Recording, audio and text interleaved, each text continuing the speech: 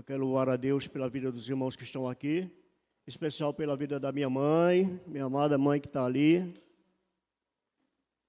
junto com minha irmã Solange. Dá um sinalzinho com uma mão assim, mamãe. Essa bênção aí. E eu quero convidar vocês a abrirem suas Bíblias em 2 Coríntios, capítulo 12.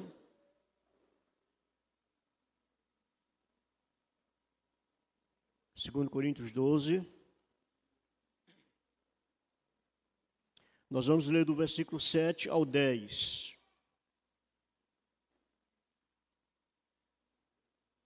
Segundo Coríntios 12, do 7 ao 10. O texto diz o seguinte, queridos: e para que não me ensoberbecesse com a grandeza das revelações, foi-me posto um espinho na carne, mensageiro de Satanás, para me esbofetear, a fim de que não me exalte. Por causa disto, 3 vezes pedi ao Senhor que o afastasse de mim. Então ele me disse, foi que ele disse, queridos? Foi que ele disse? A minha graça te basta, porque o poder se aperfeiçoa na fraqueza. De boa vontade, pois, mais me gloriarei nas fraquezas, para que sobre mim repouse o poder de Cristo. Pelo que sinto prazer nas fraquezas, nas injúrias, nas necessidades, nas perseguições, nas angústias, por amor a Cristo, por amor de Cristo. Vamos lá, o finalzinho. Porque quando sou fraco... Agora vocês falaram muito fraco. Não falaram como quem é forte. Vamos lá. Porque quando sou fraco, então... Pai querido, Pai amado, abençoa a Tua palavra, Deus. Ministra em cada coração aqui nessa manhã. A esses amados que estão nos assistindo, Senhor Deus, pelas redes sociais. Que Teu Espírito Santo seja o nosso condutor, ó Pai, o nosso dirigente, Pai, aquele que transmite aqui nessa manhã, Senhor. E que eu possa ser apenas um veículo, em nome de Jesus. Amém. Amados, o Evangelho, ele não é para os fortes. A Bíblia não foi escrita para os fortes. O Evangelho é para os fracos. Ela não foi escrita para os sãos. Ela foi escrita para os doentes. Ela não é, amados, um livro apropriado para aqueles que se acham santarrões, ungidões. Ela foi escrita para pecadores. Ela não é um livro escrito, queridos, para os certinhos. O Evangelho, queridos, é um Evangelho para os errados. Então, a Bíblia, ela é um livro escrito e dirigido para os fracos. Aliás, a Bíblia é um livro que desafia a lógica, porque, queridos, não há coerência nenhuma nisso que eu estou falando aqui. A Bíblia,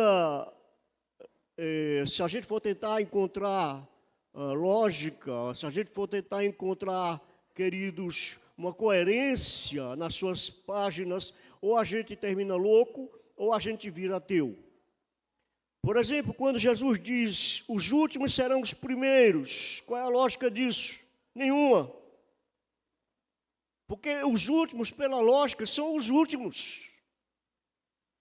Quando ele diz sobre a igreja de Esmirna, conheço a tua pobreza, mas és rica. Qual a lógica disso, Cláudio? Conheço a tua pobreza, mas és rica? Não tem lógica. Já para a igreja de Sardes, ele diz, tens nome de quem vive, mas estás morta.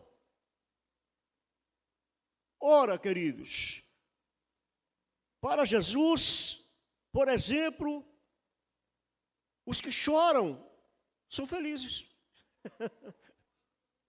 Bem-aventurados os que choram.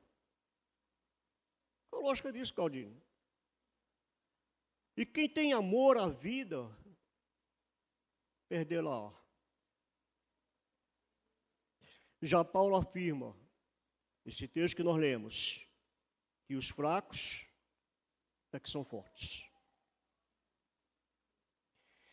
Então, queridos, é algo que para a gente às vezes é um pouco até difícil a gente entender esse princípio, porque quando nós estamos fracos, naturalmente, a gente está fraco. Já tinha um pastor que eu tive lá em Gravatá, que ele dizia que na igreja tinha os crentes Guiné. Aqueles crentes que ficavam, estou fraco, estou fraco, estou fraco. Ele chamava de crente Guiné. Mas, amados, o que Paulo está dizendo aqui é isso mesmo. E é difícil, às vezes, a gente entender isso. E Paulo chega a dizer que sente prazer nas fraquezas. Como é que a gente pode sentir esse prazer nas fraquezas? Mas a gente precisa entender, queridos, de que tipo de fraqueza Paulo está se referindo para poder entender a lógica disso que ele está falando. E mais do que isso, nós precisamos, amados, descobrir como fazer com que essa fraqueza se torne para nós bênção. Se torne para nós, queridos, força. A primeira coisa, amados, é que não é todo tipo de fraqueza que nos deixa fortes. Não. Existem coisas que só nos enfraquecem, mas não nos fortalecem nunca. Pelo contrário, além de nos enfraquecer, nos afasta da força que vem do Espírito Santo de Deus. Para nós cristãos, no entanto, existe pelo menos 2 tipos de fraquezas e ambas são sobrenaturais, espirituais. Uma que nos enfraquece,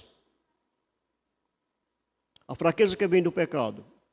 Essa só nos enfraquece.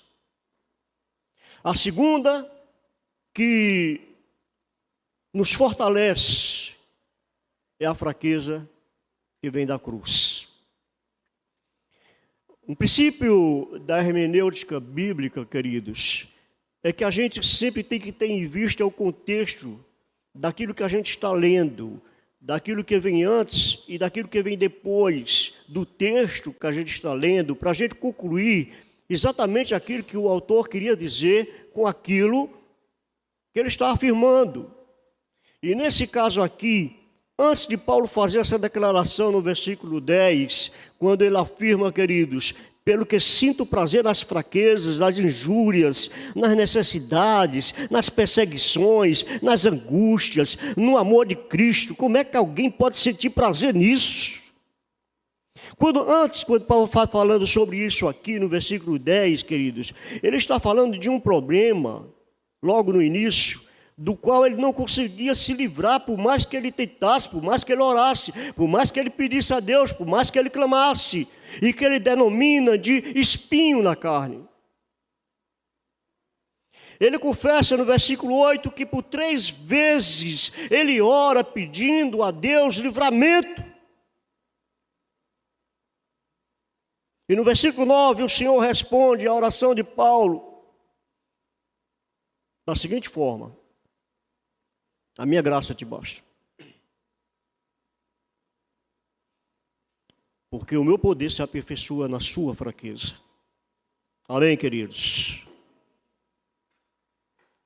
O que é que Deus está querendo dizer com isso? Amados, Deus está dizendo, Paulo, eu já ouvi. Você já orou, você já clamou, você já pediu, eu já ouvi, mas deixa quieto. Deixa o espinho aí. Aguenta. É difícil, amados, às vezes a gente aceitar esse tipo de resposta vindo de Deus, porque Ele está dizendo ao seu servo fiel, apóstolo gentios, um homem que largou tudo e considerou como anátema, como esterco, para seguir a Cristo, que carregava no corpo as marcas do Senhor Jesus, um homem que sofreu, um homem que abriu mão de quem ele era, do status, do poder, de tudo que ele tinha por amor a Cristo. E Deus está dizendo a ele que ele devia aprender a viver com aquele espinho. Porque Deus não estava disposto a livrá-lo daquele espinho. Deus havia decidido, queridos, que não ia tirar aquele espinho da vida de Paulo, mas que ia deixar aquele espinho ali, onde ele estava, espetando, perfurando sua carne, incomodando. Amados, eu tenho certeza que não era essa a resposta que Paulo queria ouvir de Deus, porque quando a gente ora ao Senhor, 100% das vezes que a gente ora ao Senhor, a gente quer ouvir de Deus: tá bom, servo fiel, eu ouvi a tua oração, eu ouvi o clamor do teu coração, eu ouvi teu pedido, a tua oração chegou até os meus ouvidos, seja feita segundo a tua vontade. Geralmente é isso que nós queremos ouvir de Deus, é uma resposta positiva, é uma resposta dizendo: eu ouvi, e eu vou te responder conforme tu queres, conforme tu estás me pedindo. É difícil aceitar o não de Deus. É difícil, queridos, ouvir Deus dizer: deixa o espinho aí. Imagina uma criança que pede um brinquedo para o pai, e o pai diz não. E a criança geralmente ela fica emburrada, geralmente ela fica esperneando, ela não aceita o não, e ela fica: por que não? Algum filho de vocês já fez essa pergunta para vocês? Por que não? Imagina Paulo perguntando para Deus: por que não, Deus? Por que não? Por que tu não vais responder? Por que tu vais deixar esse espinho aqui? Sou Paulo, teu servo fiel, que tem pregado o evangelho por todo mundo, que tem plantado igrejas, que tem sofrido perseguição, injúrias, que tem passado por tantas situações difíceis por amor ao evangelho. Esse espinho está incomodando, esse espinho ele está me ferindo, esse espinho ele está doendo. Então Deus responde: Paulo, eu vou deixar o espinho aí, Paulo, porque o meu poder se aperfeiçoa na sua fraqueza.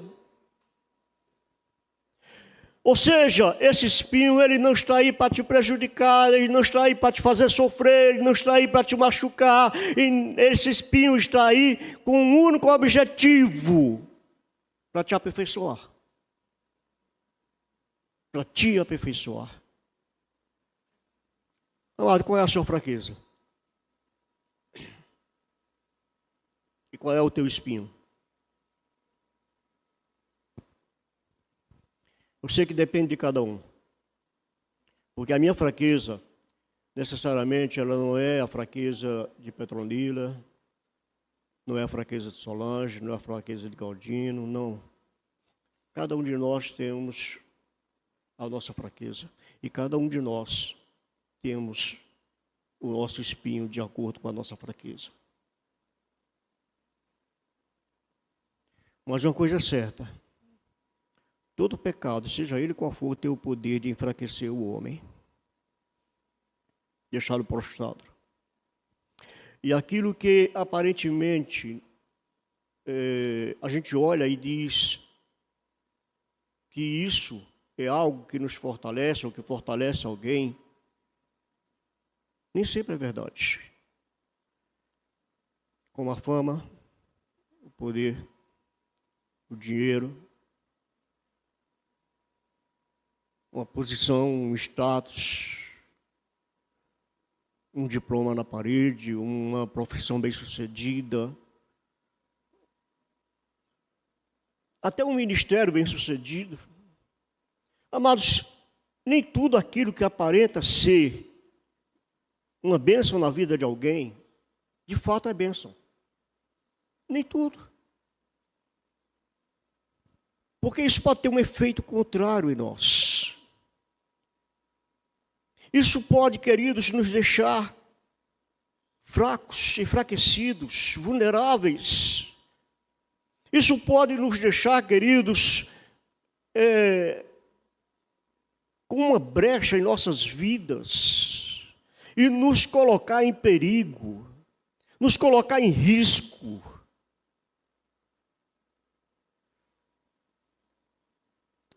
Na hora mais crucial de Jesus ali no Getsemane, vocês se lembram do que aconteceu? Ele chama 3 dos seus discípulos mais chegados e ele pede a eles para que eles orem junto com ele. Ele quer companhia naquela hora tão difícil. Ele quer companhia dos seus amigos. Ele quer que eles estejam ali com ele em luta, na batalha, em oração.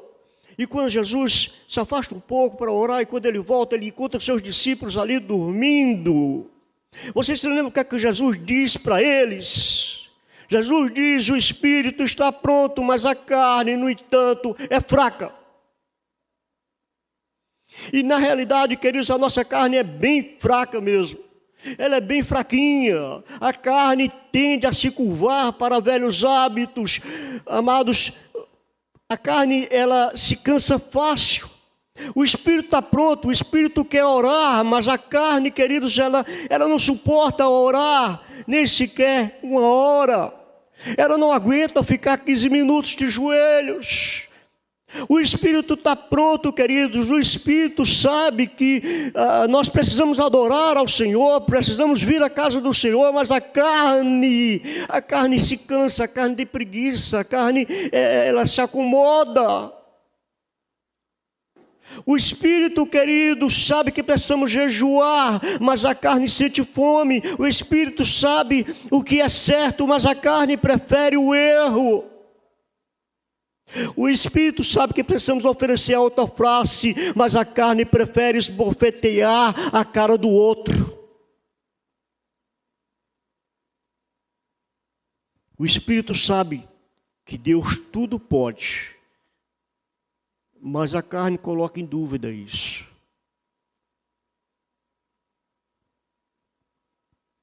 Por isso o próprio Paulo faz uma constatação quase em tom de desolação em Romanos, no capítulo 7, quando ele diz: porque eu sei que em mim, isto é, na minha carne, não habita bem nenhum. Pois o querer o bem está em mim, não porém o efetuá-lo. Paulo está dizendo: eu gostaria de fazer o bem, mas nem sempre eu consigo. Essa é a eterna luta, a militância entre a carne e o espírito, de que Paulo fala lá em Gálatas, capítulo 5. Segunda coisa, amados, que nós podemos ver aqui nesse texto, quando a gente tira a força da fraqueza, ou como a gente tira a força da fraqueza. O escritor de Hebreus, escrevendo sobre os heróis da fé, lá no capítulo 11, ele disse, amados, que aqueles irmãos e irmãs que passaram pelo fogo, pelas covas, que foram cerrados ao meio, que foram crucificados, que foram jogados aos leões, que foram jogados aos lobos.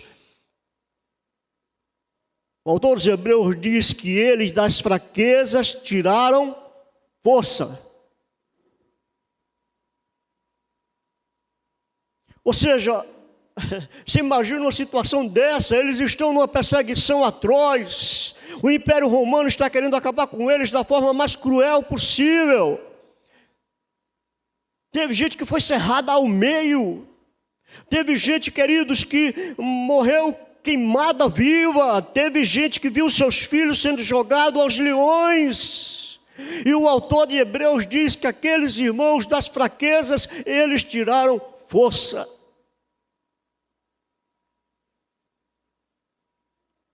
A Bíblia não é um livro para fracos, para fortes.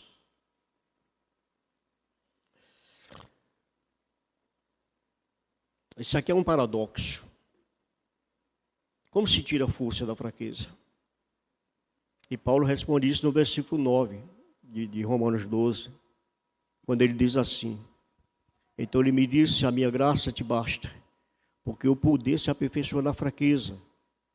De boa vontade, pois, me gloriarei nas fraquezas. Como é que você se gloria nas suas fraquezas?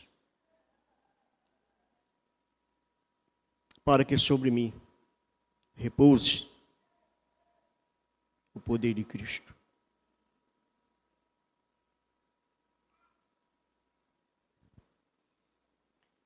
É necessário, amados, um grande passo para que alguém como Paulo reconheça que é débil, que é fraco, que não tem poder, que é impotente,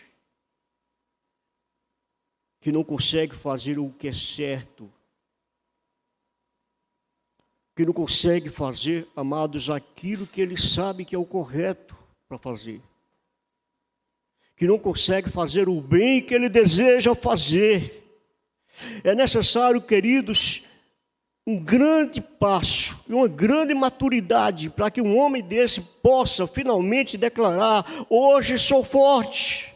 Não porque me tornei um Sansão do dia para a noite, hoje eu sou forte, mas porque hoje eu aprendi a lidar com minhas fraquezas, e não só isso, mas também delas tirar forças para viver, e viver em triunfo, e viver em vitória.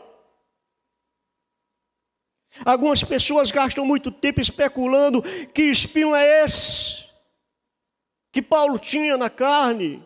Aí alguns dizem era doença, alguns dizem era um inimigo, alguns dizem eram alguns irmãos.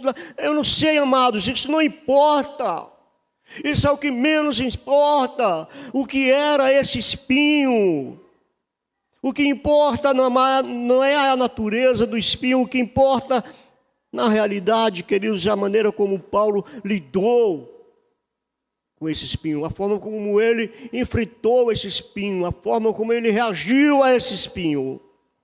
Primeiro, ele disse que o espinho, ele compara ele como mensageiro de Satanás, que lhe esbofeteava na cara.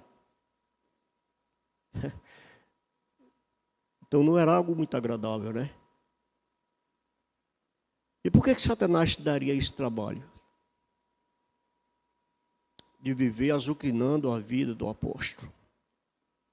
Sabe por quê? Porque Paulo incomodava. Paulo incomodava.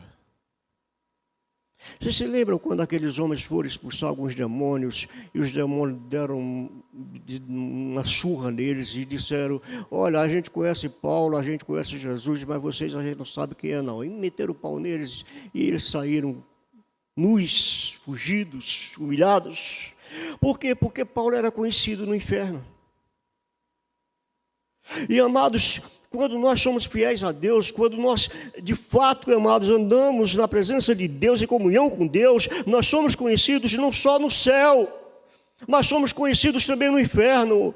Quando Satanás se apresenta diante de Deus e faz um desafio a Deus, Deus diz: você tem visto o meu servo Jó? Homem íntegro, fiel, reto, que anda reto nos meus caminhos. Ou seja, Satanás sabia quem era Jó. Satanás sabia quem era Jó. Assim como Deus sabia quem era Jó.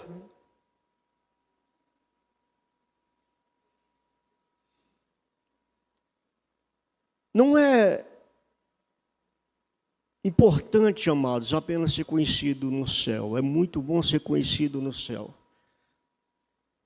Mas é bom que o inferno também lhe conheça. Que o inferno também saiba quem você é.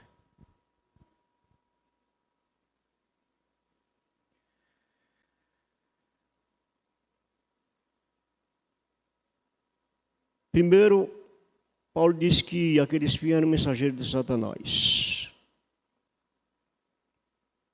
E que esse mensageiro de Satanás vivia incomodando, como alguém que estava esbofeteando na sua face. Amados, vou dizer uma coisa a vocês. O diabo, ele não perde tempo com quem não lhe incomoda. O diabo, ele não perde tempo com um crente que nem cheira nem fede. que nem é frio nem morno, que nem é peixe nem carne.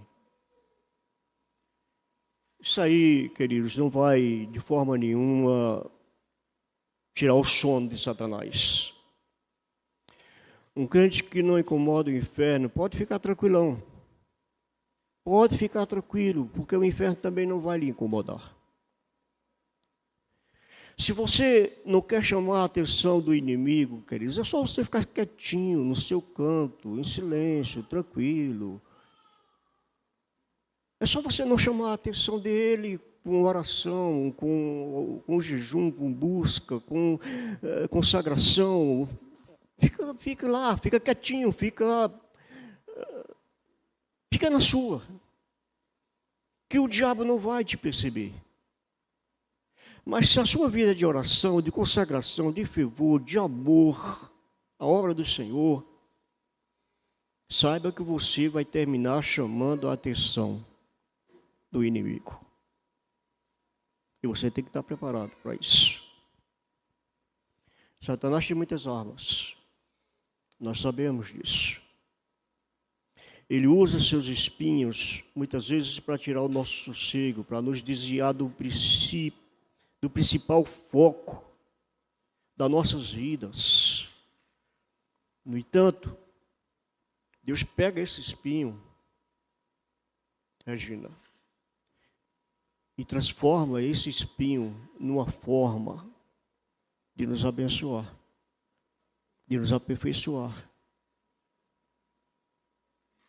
de trabalhar na nossa vida, de trabalhar no nosso coração, de trabalhar no nosso temperamento, de trabalhar nos nossos sentimentos, de trabalhar nas nossas emoções. Deus pega, queridos, aqueles dardos que o diabo lança contra nós e ele usa a nosso favor. Assim como ele usou o sofrimento de Jó para o seu bem. Algo que começou, queridos, com Satanás, atingindo Jó de uma forma cruel e impiedosa, mas Deus vai e transforma o sofrimento de Jó para o bem de Jó. Assim como ele usou a traição dos irmãos de José para o seu bem. Assim como todos os espinhos na vida do crente cooperam para o bem daqueles que amam a Deus. Aqui nós aprendemos uma coisa importante sobre os males da vida. Muitas vezes, ao invés de tirar os problemas das nossas vidas, Deus utiliza esses problemas, queridos, a nosso favor. Deus usa esses problemas de alguma forma para o nosso bem. E transforma aquilo que seria maldição, transforma aquilo que seria só sofrimento, decepção, humilhação, derrota. Ele transforma isso em triunfo, em honra.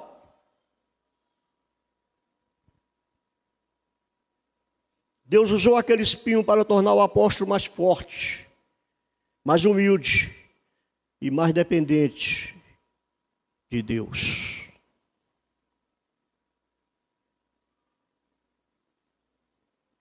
Terceira coisa, como foi que Deus usou esse espinho na vida de Paulo? Nós já sabemos que Paulo orou por livramento 3 vezes. Nós já sabemos qual foi a resposta de Deus. A minha graça te basta. Mas o que é isso? O que significa? A minha graça te basta. Como é que a gente interpreta essa resposta? Porque a gente precisa ter discernimento, amados, para saber o que é que Deus está nos dizendo. Porque senão Deus vai dizer uma coisa para a gente vai entender outra. E aí a gente perde a mensagem, a gente perde o rumo. Deus está falando para a gente de uma forma muito clara a respeito de determinada situação, a respeito de determinado caminho que a gente tem que tomar, a respeito de determinada decisão que a gente tem que tomar na vida. Deus está falando para a gente claramente. Mas se a gente não tiver esse discernimento, essa sabedoria do alto, essa sensibilidade do Espírito, a gente não vai conseguir, queridos, interpretar a resposta de Deus.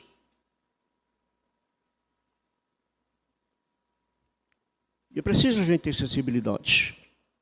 Sensibilidade do Espírito. E para a gente ter sensibilidade do Espírito, queridos, a gente tem que fazer morrer as obras da carne.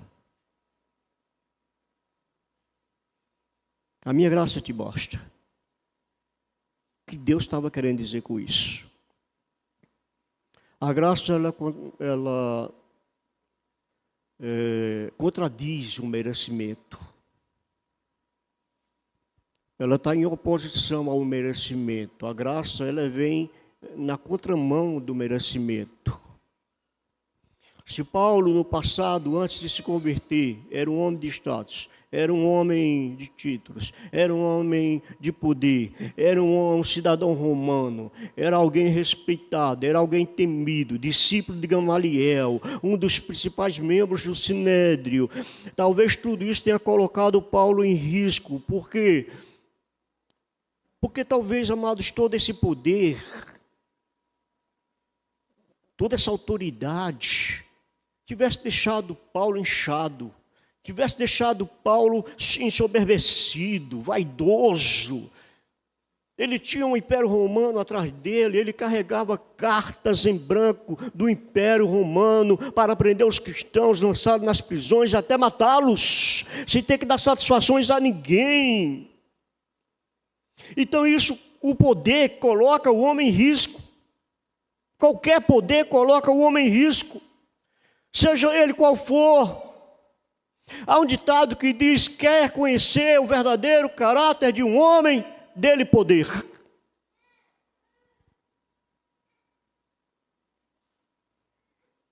Agora Paulo vai passar por um processo. Ele se converteu. Ele teve um encontro com Jesus ali no caminho de Damasco. Ele agora, queridos, ele bate de cara com a graça. Paulo sofre esse impacto. Paulo, ele sentiu, queridos, esse poder, diferente do poder que ele conhecia antes. E Paulo agora vai passar por um processo de desintoxicação, transformação, de desconstrução, de renovação da mente. Paulo vai passar por um processo, queridos, doloroso. E não é da noite para o dia, foi um processo longo. Às vezes a gente pensa que foi assim. Ele chegou ali na estrada de Damasco, tem um encontro com Jesus, cai com o rosto em terra, e depois Paulo já se levanta um outro homem. Não, levou anos. Levou anos. Ele teve que ser trabalhado, ele teve que ser ensinado, ele teve que estudar, ele teve que aprender com os apóstolos antes de sair pregando.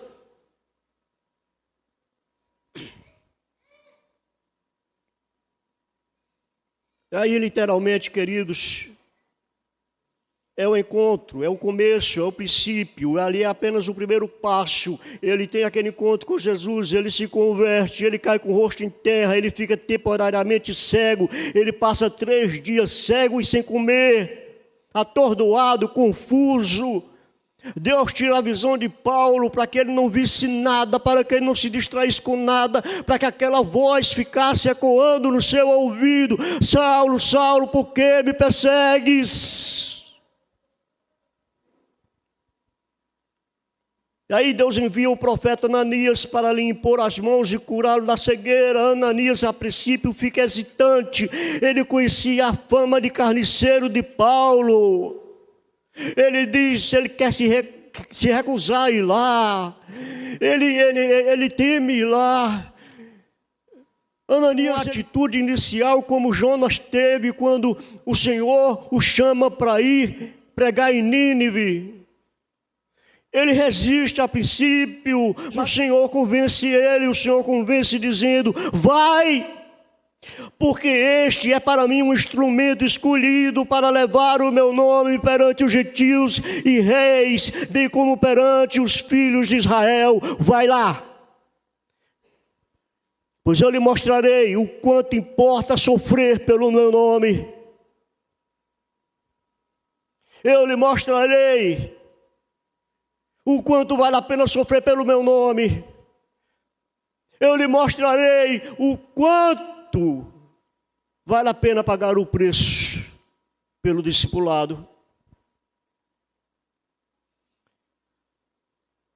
Paulo passa por um processo rigoroso para reaprender a viver o Evangelho. Para reaprender, queridos, a viver a verdadeira religião, para reaprender a viver o que é verdadeiramente andar com Deus. Ele estava enganado a vida toda. Agora ele tinha que começar do zero, ele tinha que se despojar de tudo aquilo, queridos, que ele acumulou durante os anos da sua vida. Ele tinha que se autoesvaziar. Tinha que ser uma renovação completa. Ele era religioso, ele conhecia a Torá, ele conhecia a lei. Ele era fariseu, rigoroso na aplicação da lei religiosa. Tão rigoroso que ele foi responsável pela morte de muitos crentes, inclusive de Estevão. Mas agora Paulo ia aprender a respeito do outro lado da moeda. Paulo ia ter que aprender que aquele Deus que ele achava que estava servindo, na realidade ele estava perseguindo.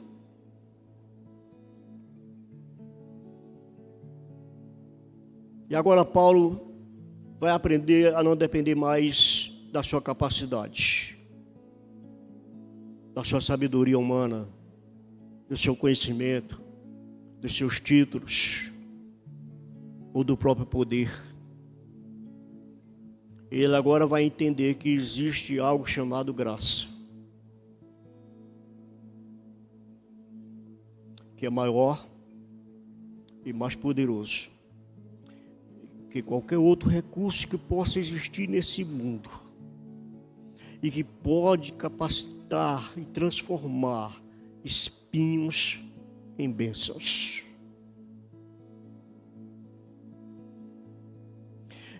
E agora o antes orgulhoso Paulo se curva diante dessa graça. Ele cai com o rosto em terra diante dessa graça.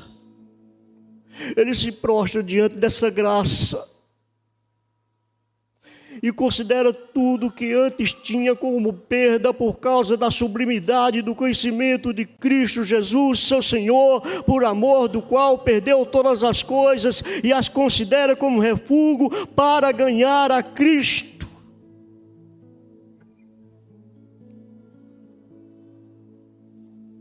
Se antes Paulo corria o risco de ser uma pessoa autossuficiente, uma pessoa poderosa, orgulhosa, soberba, agora já convertido, ele corria o mesmo risco. Porque Paulo viu coisas que poucos seres humanos viram.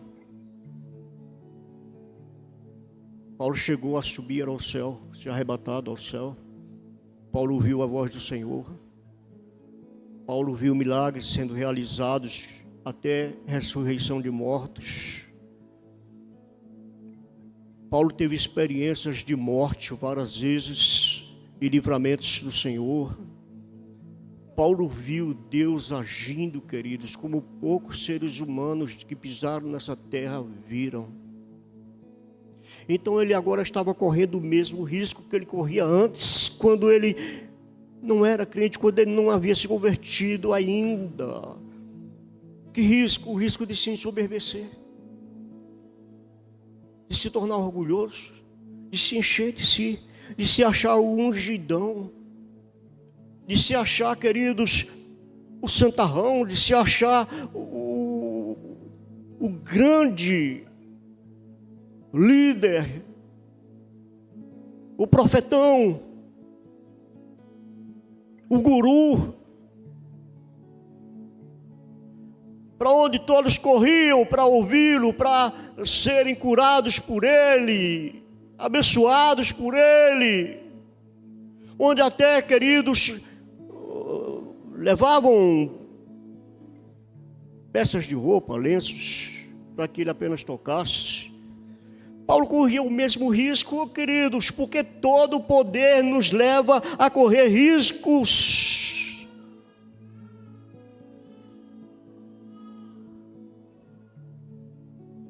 E aí, o que é que Deus faz? Deus permite o espinho. E no versículo 7, Paulo diz qual era a função daquele espinho. Ele diz assim, queridos: para que não me soberbecesse, para que não me enchesse de soberba, com a grandeza das revelações, com a grandeza das visões, com a grandeza do poder, com a grandeza do Espírito em mim, com a grandeza da operação de Deus na minha vida, com a grandeza dessa intimidade com o Senhor, dessa comunhão com o Senhor, para que eu não me soberbecesse. Foi-me posto um espinho na carne, mensageiro de Satanás, para me esbofetear, a fim de que eu não me exalte, a fim de que eu não fique orgulhoso, a fim de que eu não me torne um crente cheio de si.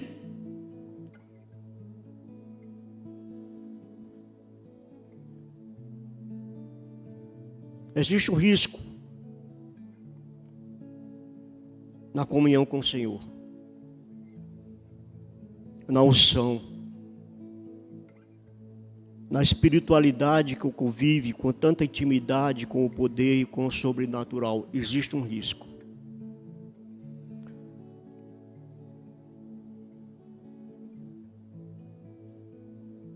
Existe um perigo, queridos. O perigo da soberba, de se achar o superdotado do Espírito, melhor do que fulano e que ciclano.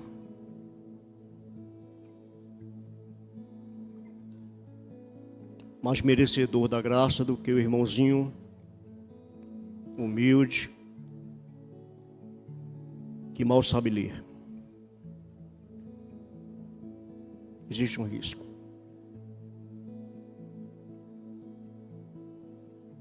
Por isso Paulo entende e confessa: de boa vontade, pois, mais me gloriarei nas fraquezas, para que sobre mim repouse o poder de Cristo. Porque o poder de Cristo, ele só opera onde ele encontra fraqueza, aonde o poder de Cristo ele encontra resistência, aonde o poder de Cristo ele encontra, queridos, um coração muito cheio de si mesmo, aonde o poder de Cristo ele encontra pessoas que se acham autossuficientes, sábias demais, conhecem a Bíblia de cor, como os fariseus, que batiam no peito e diziam: olha, eu dou o dízimo de tudo que eu tenho, eu jejuo 2 vezes na semana, eu sou um homem religioso, eu vou à igreja todos os dias. Mas esse publicano aí, isso é um miserável, isso é um desgraçado, isso não merece nada.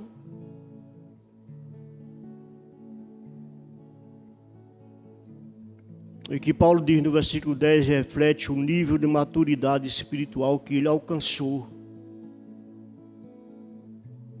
Aquilo que antes lhe causava dor, sofrimento, agora, queridos, para ele é motivo de prazer, de alegria, de contentamento, de graça. É motivo agora dele ter um coração agradecido, é motivo agora dele ter um coração quebrantado, é motivo agora dele se gloriar.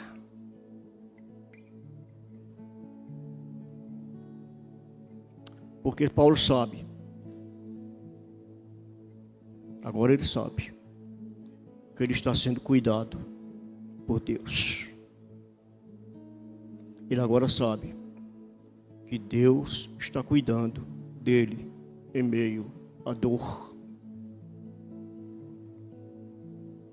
Ele sabe que aquele espinho está ali por um motivo nobre. Ele sabe que Deus, queridos, tem tanto amor por ele,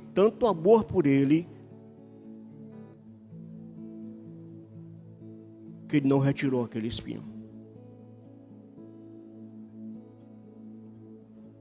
E o fato de Deus ter dito não para ele, isso era uma prova do cuidado e do amor de Deus para com ele.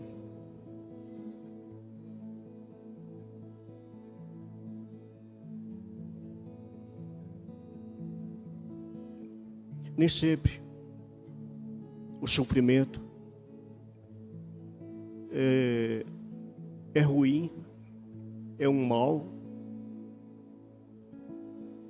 Nem sempre o sofrimento, queridos, é algo que vem para nos derrubar, para nos matar, para nos destroçar, para nos humilhar, para nos quebrar, para nos expor. Às vezes o sofrimento, queridos, é algo que vem para nos fortalecer e nos tornar mais dependentes da graça. Nos despojar do orgulho, nos despojar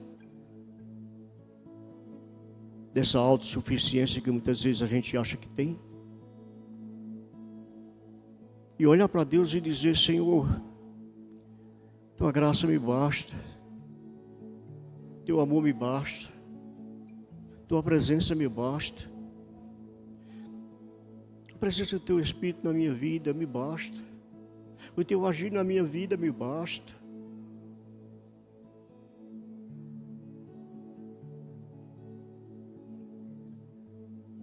Isso é suficiente. Porque através, queridos, dessa presença, desse amor, dessa graça, Deus está nos preparando para enfrentar todas as outras coisas ao nosso redor, todos os espinhos, todas as lutas.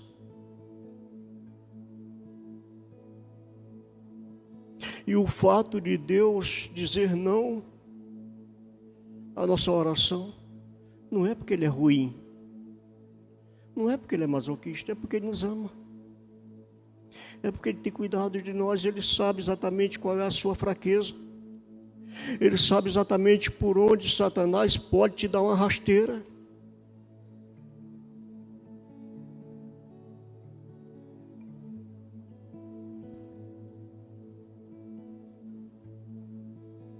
Paulo entendeu finalmente que as provas na vida do crente não vêm para derrubá-lo, mas pelo contrário, para mantê-lo em pé.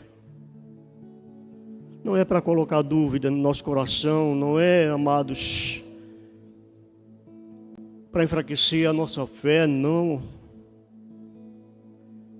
Mas é para nos oferecer a oportunidade de nos aproximarmos mais e mais e mais de Deus a cada dia e conhecermos a esse Deus de uma forma que Jó conheceu lá no final da sua aprovação, quando ele disse: antes eu te conhecia só de ouvir falar, só superficialmente, eu te conhecia porque eu ouvia as mensagens, eu ouvia pregações a teu respeito, eu te conhecia porque eu ouvia certos testemunhos, mas agora não, agora eu tenho uma experiência pessoal contigo, agora eu posso te ver com os meus olhos, eu posso te contemplar. Eu agora tenho as minhas próprias experiências contigo, eu não preciso mais das experiências dos outros.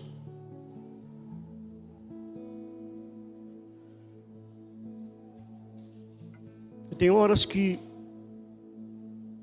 nada nos basta, nenhum conforto humano, nenhuma palavra, amados, de consolo, nada. Tem horas que nenhum abraço de um amigo, nenhuma mensagem tentando nos animar, nada disso nos basta. Tem hora que prestígio, dinheiro não basta, só a graça de Deus, só o seu amor, só a sua companhia fiel. Tiago falou algo parecido lá em Tiago 1, quando ele diz: meus irmãos, tede por motivo de toda alegria, motivo de alegria, passardes por várias provações, sabendo que a provação da vossa fé, uma vez confirmada, produz perseverança. E o próprio Paulo escreve em Gálatas 2: eu estou crucificado com Cristo, logo já não sou eu quem vive, mas Cristo vive em mim. E esse viver que agora eu tenho na carne, eu vivo pela fé em Deus, que me amou e a si mesmo se entregou por mim. Não foi por uma multidão, não foi por uma coletividade, não foi por uma igreja de 200, 300, 400, 500 membros. Paulo diz: se entregou por mim. Se só existisse Ele no mundo, Cristo faria a mesma coisa.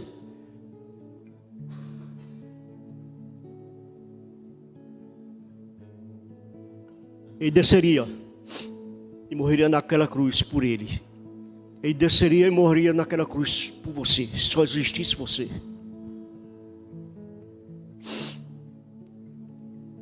Cristo com Paulo e Paulo com Cristo formavam uma dupla à prova de espinhos, à prova de lutas, à prova de ataque de inimigos, de injúria, de provações, de toda espécie de tribulação. Debaixo da graça, Paulo era infinitamente mais forte, queridos, do que se ele estivesse acompanhado de todo o exército romano.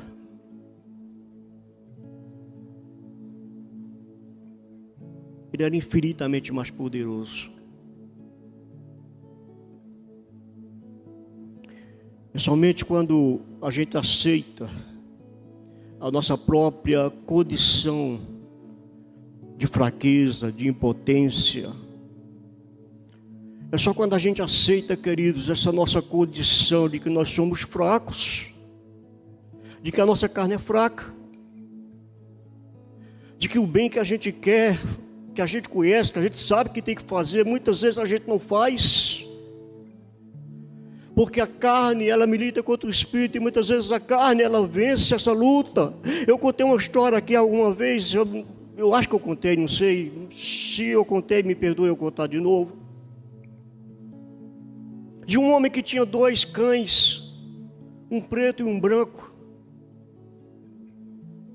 e ele colocava esses 2 cachorros para uma rinha, para brigarem, e fazia apostas, e geralmente o cachorro em quem ele apostava ganhava,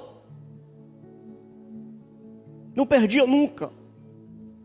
Alguém intrigado certa vez foi perguntar para ele qual era o segredo. E ele disse: é simples. Quando eu quero que o cachorro branco ganhe, eu deixo o preto amarrado e alimento o branco. Dou vitamina, cuido bem, deixo ele forte. E aí, quando eu boto eles para brigarem, ele dá uma surra no preto. Quando eu quero que o preto ganhe, eu faço o contrário. É assim, amados. com a carne e o espírito. É assim com a carne e o espírito. Vence a que está mais forte, a que está mais alimentada. Para concluir, queridos,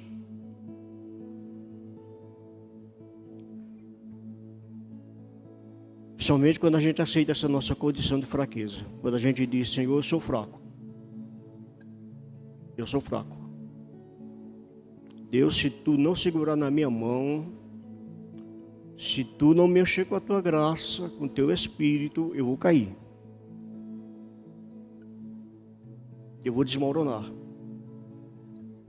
Eu não vou suportar os espinhos. Senhor, tu me conheces. Tu sabe a minha condição humana. Tu sabe os meus limites. Tu sabe que em mim não há força alguma. Somente quando a gente reconhece isso, queridos, e a gente se rende a esse poder do alto, a essa graça sublime, como Paulo se rendeu.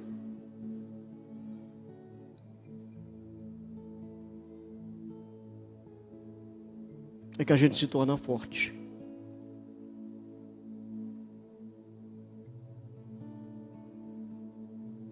É que a gente se torna forte para aguentar os espinhos. E meus amados, nessa vida, a gente só não vai encontrar só flores, rosas. Essa vida está cheia de espinhos. A gente tem que estar preparado para eles. Da mesma maneira que Deus se recusou a tirar o espinho da carne de Paulo, Ele pode permitir que alguns espinhos estejam nos espetando nesse mesmo momento, para que a gente reconheça, como Paulo reconheceu, de boa vontade: pois me gloriarei nas fraquezas, para que sobre mim repouse o poder de Cristo. Amém, queridos? Amém, queridos? Louvado seja o nome do Senhor. Nós devemos, amados, andar sempre com essa atitude em nossas vidas, sabendo que estamos sujeitos a quedas, estamos sujeitos a cedermos às tentações, sabendo que a qualquer momento o inimigo pode vir contra nós com toda a sua fúria, e que se a gente não estiver preparado, nós não vamos ser páreo para ele. Não pense que você é páreo para o inimigo, porque você não é. O diabo é mais forte que você. Ele é mais poderoso que você.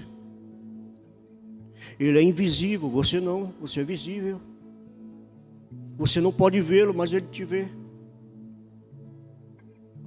Ele sabe de todos os seus hábitos, todas as suas manhas. Ele sabe. Ele está te observando 24 horas por dia. Ele não dorme. Ele te conhece. Então não pense que você é páreo para Satanás, porque você não é. O Espírito Santo dentro de você, aí sim, não tem diabo que possa com você. O Espírito Santo te fortalecendo, te alimentando, te conduzindo. Não tem diabo que se aproxime e que te desafie. Ele não ousa sequer te desafiar. Porque ele sabe que você não está só. Você está bem acompanhado.